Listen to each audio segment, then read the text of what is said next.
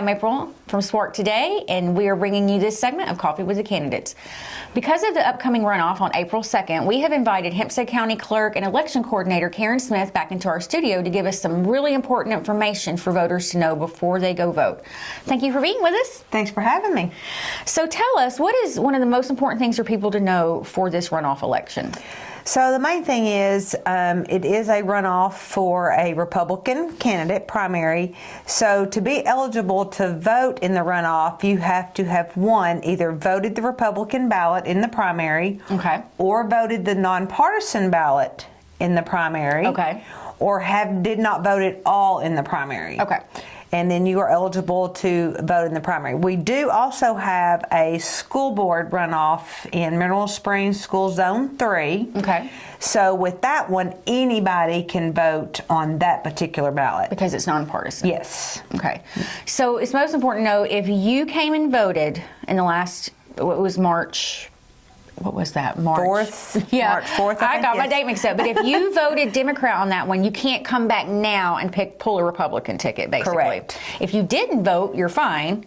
But that's basically what it means. So Yes. what happens, though, if somebody did come in and they voted Democrat in the other election, in the primaries, and they came in to try to vote Republican? That's called, what is it again? So it's called crossover voting, and Okay. it is a crime.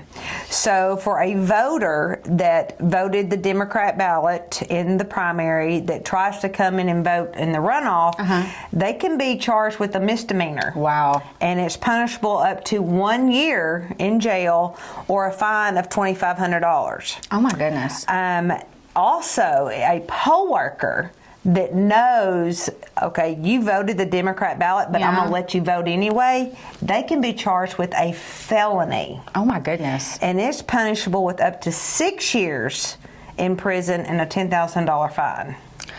So it's pretty serious things. I was about to say crossover voting, and I'm going to be honest, I did not even know this until recently, which is why we invited you in to give us information, but it is very serious. So when it comes to this runoff on April 2nd, please make sure you have all your information, you know what you voted before you come in again. Yes, and if you're not sure, well, I can't remember what ballot I voted, call the county clerk's office and we can let you know. That's right. We don't want anybody getting in trouble. Nope. I don't want to see anybody getting put in jail or fined or anything like that. Because, you know, if you get a felony on your record, you lose your voting rights. Oh, that's true.